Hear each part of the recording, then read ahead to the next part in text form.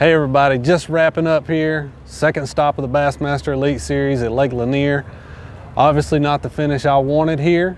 Finished up 44th, but wanted to take y'all through how I caught them, how my practice went, how the tournament developed for me.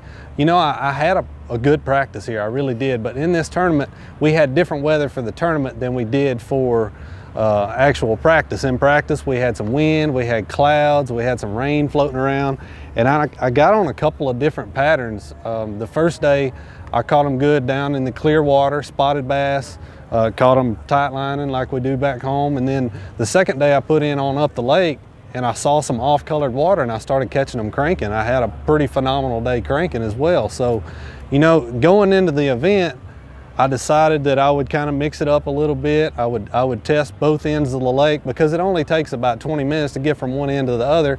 So, but in doing that, I feel like I got too spread out. I wish I would have really honed in on one thing and just stuck with one thing. I see these guys catching them.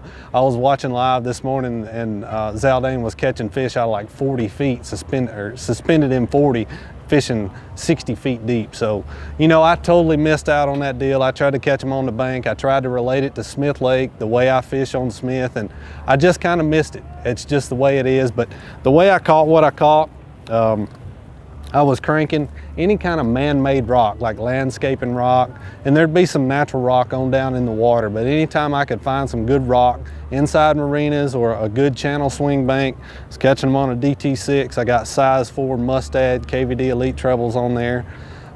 Never lost any fish all week, so that was a big key. And like I said, that one day of practice, it was pretty phenomenal. Anytime I found what I was looking for, I probably had 18 pounds that one day of practice just running around looking. But there again, you don't want to win practice, you want to win the tournament. But you know, I was throwing that on a CB 845.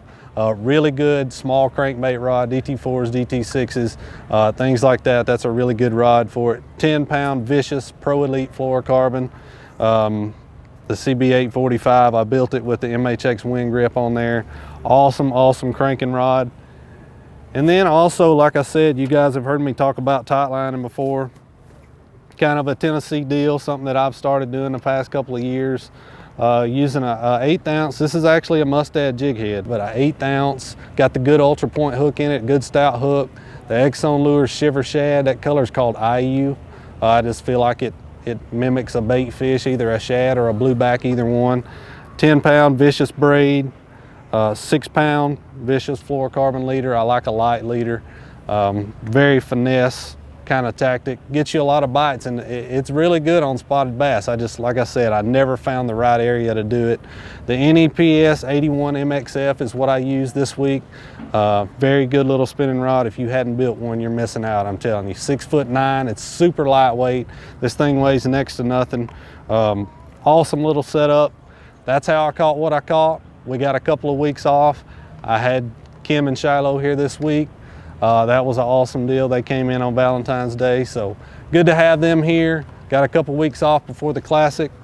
That's how I caught what I caught. Thank y'all for hanging in there with me. I'm fixing to head over to the Angler Alley at the Expo. We got a little pond set up. We got some catfish for the kids. They're catching catfish out of the pond, so y'all come on out and see us if you're in town. Thank y'all for hanging in there with me. I'll see you at the Bassmaster Classic.